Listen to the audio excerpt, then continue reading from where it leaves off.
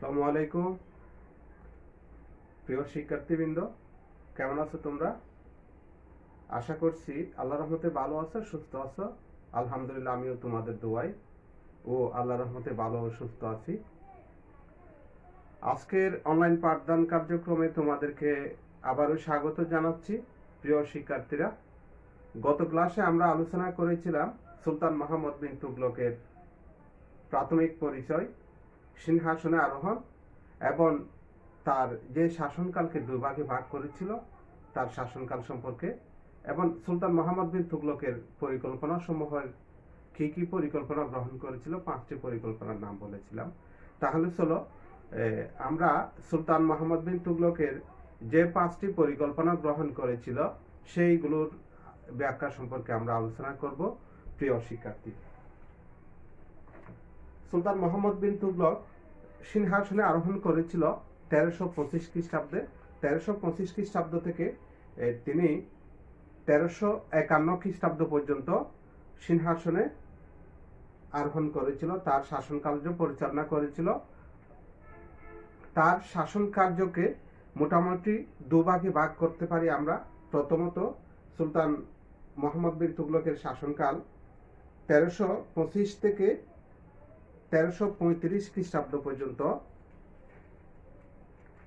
1325 থেকে 1335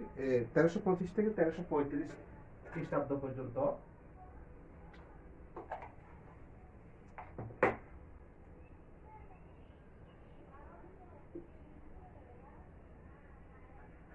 শাসনকাল প্রাথমিকভাবে দুই ভাগে ভাগ করা হয়। মোহাম্মদ বিন তুগলকের শাসনকালকে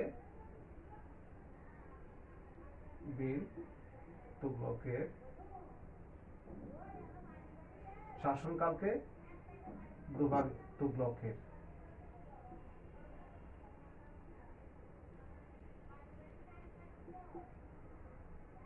শাসনকাল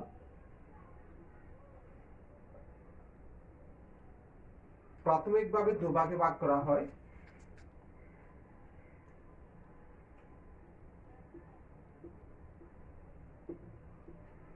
আমরা সাধারণত দুভাগে ভাগ করতে পারি।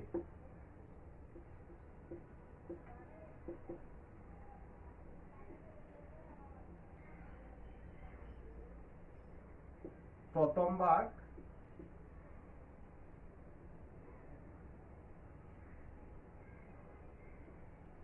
(1325 থেকে 1335 খ্রিস্টাব্দ),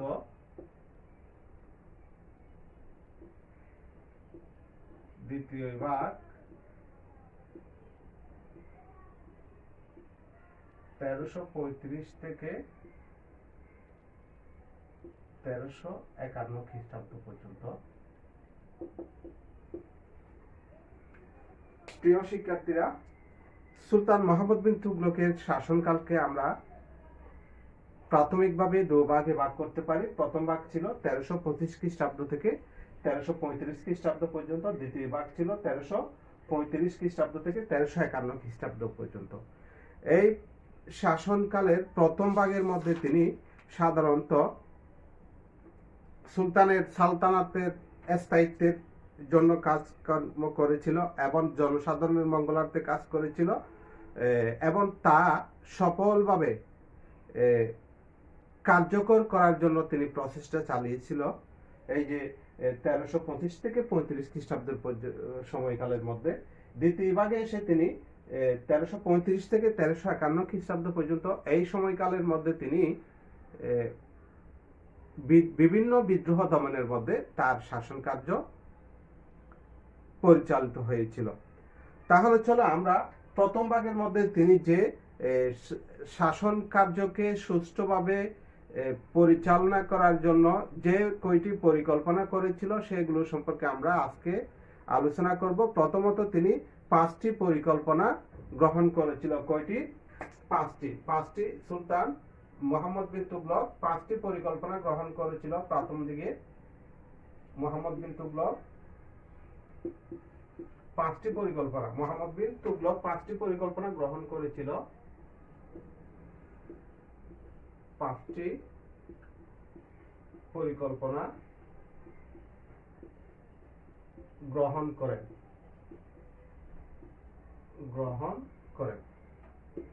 তার যে পাঁচটি পরিকল্পনা গ্রহণ করেছিল তার মধ্যে সর্বপ্রথম পরিকল্পনা হচ্ছে যে দেবগিরিতে রাজধানী স্থানান্তর। সুলতান মোহাম্মদ বিন তুগলক তার প্রথম পরিকল্পনা, যে পাঁচটি পরিকল্পনা গ্রহণ করছে তার মধ্যে প্রথম পরিকল্পনা ছিল দেবগিরিতে রাজধানী স্থানান্তর। 1326 খ্রিস্টাব্দ থেকে 27 খ্রিস্টাব্দ পর্যন্ত সুলতান মোহাম্মদ বিন তুগলক দিল্লি হতে দেবগিরিতে দিল্লি সালতানাতের রাজধানী স্থানান্তর করার পরিকল্পনা গ্রহণ করেন। প্রশাসনিক ব্যবস্থার মধ্যে এই পরিকল্পনাটি ছিল সুলতানের প্রথম পরিকল্পনা। সুলতান যে পাঁচটি পরিকল্পনা গ্রহণ করেছিল তার মধ্যে প্রশাসনিক ব্যবস্থার মধ্যে প্রথম পরিকল্পনা ছিল কি ছিল? দেবগিরিতে দিল্লি হতে দেবগিরিতে রাজধানী স্থানান্তর করা বা পরিবর্তন করা। তিনি কেন দিল্লি থেকে দেবগিরিতে রাজধানী স্থানান্তর করতে চেয়েছিলেন তার কতগুলো কারণ ছিল। এই কারণগুলো সুলতান মোহাম্মদ বিন তুগলক আমাদের সামনে তুলে ধরেছেন। আমরা সেইগুলো সম্পর্কে আলোচনা করব। প্রথম কারণ ছিল, প্রথমত মোহাম্মদ বিন তুগলক অসাধারণ প্রতিভাবান ব্যক্তি ছিলেন। পিতার শাসনকালে তিনি বরঙ্গল অভিযানে নিযুক্ত থাকার সময় দাক্ষিণাত্য সমস্যার গুরুত্ব সম্পূর্ণরূপে তিনি উপলব্ধি করেছিলেন। সাম্রাজ্যের সকল অঞ্চলের মধ্যে দাক্ষিণাত্য ছিল সর্বাপেক্ষা বিপজ্জনক। সুতরাং সিংহাসনে আরোহণ করার পর দাক্ষিণাত্যের সমস্যা সমাধানের জন্য তিনি এক নতুন উপায় উদ্ভাবন করেন। এই স্থানটি সমস্যা সংকুল বলে তিনি নিজের তত্ত্বাবধানে দৌলতাবাদ, যাকে কুওয়াতুল ইসলাম বলা হয়, দৌলতাবাদ যাকে কুওয়াতুল ইসলাম বলা হয়, দৌলতাবাদ নাম দিয়ে দেবগিরিতে রাজধানী স্থানান্তরের পরিকল্পনা গ্রহণ করেন। তাহলে দৌলতাবাদ, কুওয়াতুল ইসলামের পূর্ব কি নাম ছিল? দৌলতাবাদ। এই ছিল সুলতান মোহাম্মদ বিন তুগলকের প্রথম পরিকল্পনা। দ্বিতীয়ত তিনি দেবগিরি দিল্লি অপেক্ষা সাম্রাজ্যের অধিকতর মধ্যবর্তী স্থানে দেবগিরি অবস্থিত ছিল এবং দাক্ষিণাত্যের কার্যাবলী লক্ষ্য করার জন্য অধিকতর নিকটবর্তী ছিল। এটি ছিল দিল্লি থেকে রাজধানী স্থানান্তরের, দেবগিরিতে রাজধানী স্থানান্তরের দ্বিতীয় কারণ। কেন? দিল্লি থেকে দেবগিরি কোথায় ছিল? মধ্যবর্তী স্থানে ছিল এবং দাক্ষিণাত্য থেকে দাক্ষিণাত্য থেকে তার কার্যাবলী সম্পাদনের জন্য দেবগিরি অধিকতর উপযুক্ত ছিল। এবং তৃতীয় কারণ কি ছিল? এ সময় সাম্রাজ্যের সীমা প্রায় সমগ্র ভারতবর্ষে বিস্তৃত হয়ে গেছিল। মানে সুলতান মোহাম্মদ বিন তুগলক যখন দিল্লির সালতানাতে অধিষ্ঠিত হয় তখন তিনি দিল্লির প্রায় সাম্রাজ্য তার অধিকারে ছিল। এই কারণে তিনি এটি ছিল তার তৃতীয় কারণ। দিল্লিতে অবস্থান করে এত বড় সাম্রাজ্য শাসন করা একেবারে অসম্ভব ছিল। এই জন্য তিনি রাজ্যের মধ্যস্থলে রাজধানী স্থানান্তর করার জন্য পরিকল্পনা গ্রহণ করেছিলেন। এই ছিল তৃতীয় কারণ। চতুর্থ কারণ ছিল, ইবনে বতুতা বলেন যে দিল্লির লোকদেরকে শাস্তি দেওয়ার উদ্দেশ্যেই সুলতান দাক্ষিণাত্যে তার রাজধানী স্থানান্তর করেছিলেন। কেন? তিনি দিল্লির লোকদেরকে শাস্তি দেওয়ার জন্য তিনি দাক্ষিণাত্যে রাজধানী স্থানান্তর করেছিলেন। এই একটি কারণ। কারণ তারা সুলতানের কার্যাবলীর সমালোচনা করে তিরস্কারপূর্ণ ও নিন্দাসূচক পত্র দিয়েছিল। কিন্তু এই কাহিনী মিথ্যা ও ভিত্তিহীন। কিন্তু এই কাহিনীটা ছিল, চতুর্থ কারণটা ছিল একেবারে মিথ্যা এবং ভিত্তিহীন। এখানে কি বলা হয়েছে, বলছে ইবনে বতুতা মানে একজন ইতিহাসবেত্তা বলেন, দিল্লির লোকদের শাস্তি দেওয়ার জন্য সুলতান মোহাম্মদ বিন তুগলক দেবগিরিতে রাজধানী স্থানান্তর করেছিলেন। কেননা দিল্লির লোকেরা সুলতান মোহাম্মদ বিন তুগলকের কার্যাবলীর সমালোচনা করে তাকে তিরস্কারপূর্ণ পত্র দিয়েছিল। কিন্তু এই কাহিনীটি ছিল একেবারে কাল্পনিক এবং ভিত্তিহীন, মিথ্যা। পঞ্চমত ছিল ভারতের উত্তর পশ্চিম সীমান্ত বহুদিন যাবৎ মঙ্গল আক্রমণের বিধ্বস্ত হচ্ছিল এবং মঙ্গল আক্রমণকারীদের লক্ষ্য ছিল রাজধানী দিল্লি। সুতরাং দিল্লি হতে 700 মাইল দূরবর্তী দেবগিরি ও দৌলতাবাদ রাজধানী স্থানান্তরে তিনি নিরাপদ মনে করেছিলেন। এটি ছিল দিল্লি হতে দেবগিরিতে রাজধানী স্থানান্তরের পঞ্চম কারণ কি ছিল প্রিয় শিক্ষার্থী? ভারতের উত্তর পশ্চিম সীমান্ত প্রায় সময় মঙ্গল আক্রমণ ছিল এবং মঙ্গলদের দ্বারা বিধ্বস্ত হচ্ছিল। মঙ্গল আক্রমণকারীদের হাত থেকে রক্ষা করার লক্ষ্যে সুলতান মোহাম্মদ বিন তুগলক দেবগিরিতে রাজধানী স্থানান্তর করেছিলেন। সুতরাং দিল্লি হতে প্রায় 700 মাইল দক্ষিণে অবস্থিত ছিল এবং এটাকে তিনি নিরাপদ মনে করেছিলেন। ষষ্ঠত, দাক্ষিণাত্য ছিল হিন্দু অধ্যুষিত এলাকা। তিনি দাক্ষিণাত্যে ইসলামী সংস্কৃতির প্রবর্তন করে হিন্দু ও মুসলমানদের মধ্যে সৌহার্দ্যপূর্ণ সম্পর্কের উন্নতি বিধান করতে উদ্যত হয়েছিলেন। ষষ্ঠ কারণ কি ছিল প্রিয় শিক্ষার্থী? দাক্ষিণাত্য প্রায় হিন্দু অধ্যুষিত এলাকা ছিল। সুলতান মোহাম্মদ বিন তুগলক লক্ষ্য করেছিলেন যে দাক্ষিণাত্যে দৌলতাবাদে রাজধানী স্থানান্তর করলে ইসলামী সংস্কৃতির প্রবর্তন হবে এবং হিন্দু মুসলমানদের মধ্যে সম্পর্কের উন্নয়ন হবে। এই লক্ষ্যে তিনি স্থানান্তর করেছিলেন। এই সম্পর্কে ডক্টর আগা মাহাদি হুসাইন বলেন যে মোহাম্মদ বিন তুগলক দেবগিরিতে ইসলামী সংস্কৃতির কেন্দ্র হিসেবে গড়ে তুলতে চেয়েছিলেন। এই উদ্দেশ্যে তিনি উলামা ও সুফি সাধকদের সেখানে যাবার জন্য বলেছিলেন। প্রিয় শিক্ষার্থী, এই ছিল সুলতান মোহাম্মদ বিন তুগলকের 5টি পরিকল্পনা গ্রহণ করেছিল। সেই 5টি পরিকল্পনার প্রথম পরিকল্পনা ছিল দিল্লি হতে দেবগিরিতে বা দৌলতাবাদে রাজধানী স্থানান্তরের কারণ। আমরা যে 5টি কারণে সুলতান মোহাম্মদ বিন তুগলক দিল্লি হতে দেবগিরিতে রাজধানী স্থানান্তর করেছিলেন সেগুলো সম্পর্কে আলোচনা করেছি। রাজধানী স্থানান্তরের পর কি সমস্যা হয়েছিল এবং সুলতান কি নির্দেশ দিয়েছিল সে সম্পর্কে একটু আলোচনা করব। দেবগিরিতে গমনের নির্দেশ। রাজধানী স্থানান্তরের সিদ্ধান্ত গ্রহণ করে সুলতান দেবগিরিতে নতুন নগর ও প্রাসাদ নির্মাণ করলেন। দিল্লি হতে দেবগিরি দৌলতাবাদ পর্যন্ত প্রায় 700 মাইল দক্ষিণে দীর্ঘ সড়ক নির্মিত হলো। তিনি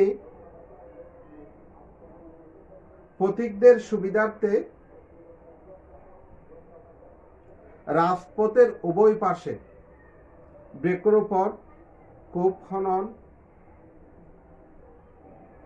বিনামূল্যে খাদ্য ও পানীয় সরবরাহের জন্য সরাইখানা নির্মাণ করেছিলেন। এর সকল ব্যবস্থা গ্রহণ করে 1327 খ্রিস্টাব্দ থেকে 1328 খ্রিস্টাব্দে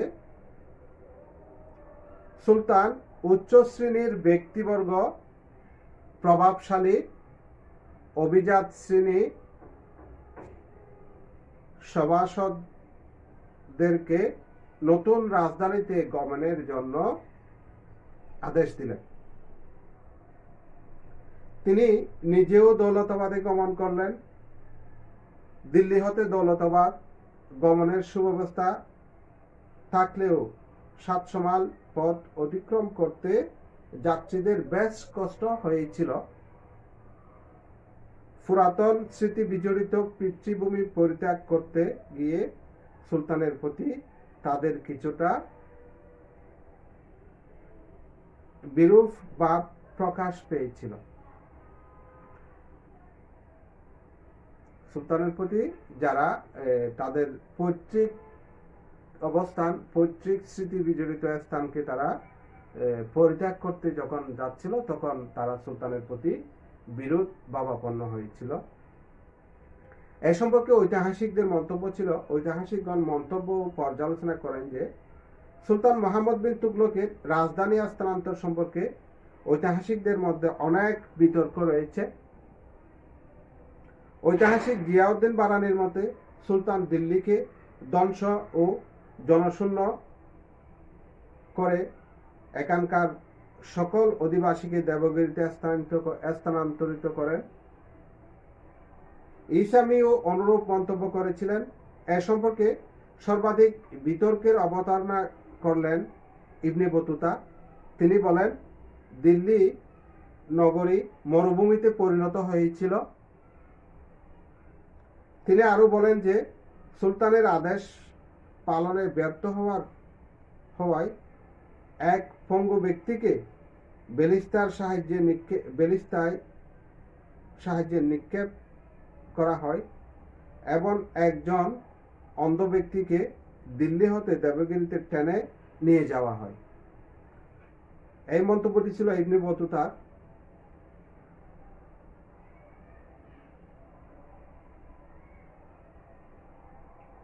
কিন্তু ইবনে বতুতার এই সকল বর্ণনার মধ্যে কোনো ঐতিহাসিক ভিত্তি নেই, কেননা ইবনে বতুতা রাজধানী স্থানান্তরের 8 বছর পর দিল্লিতে এসেছিলেন।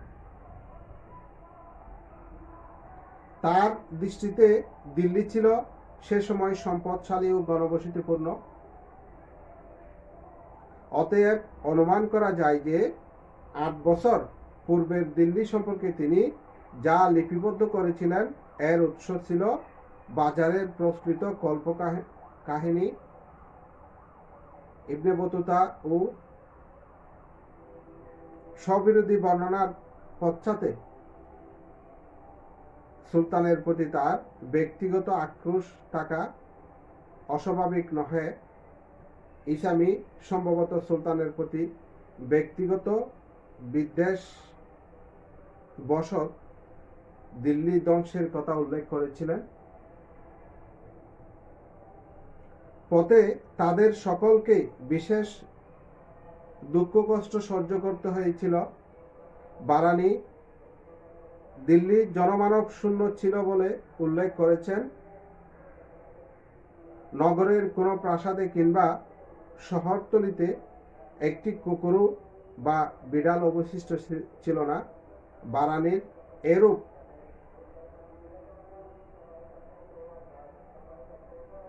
অতিশায়িত উক্তিও যুক্তিসঙ্গত নহে। প্রিয় শিক্ষার্থী, বস্তুতপক্ষে এই সময়কার ইতিহাস পর্যালোচনা করলে দেখা যায় যে দিল্লি মরুভূমিতে পরিণত হয়নি কিংবা রাজধানীর মর্যাদাও হারায়নি। সুলতান যে সাধারণ প্রজাবর্গ অথবা হিন্দুদের রাজধানী ত্যাগ করতে আদেশ দেননি,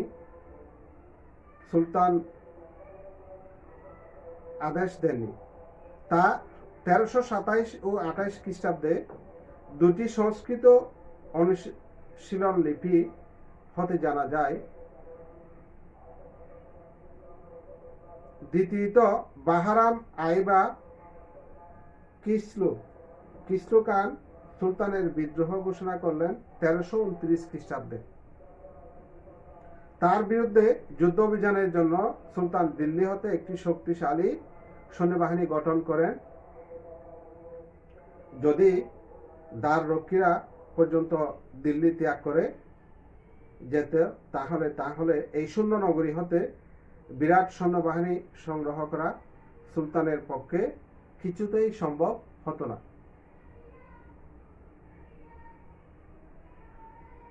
আধুনিক ঐতিহাসিকগণের মতে দৌলতাবাদ মুসলমানদের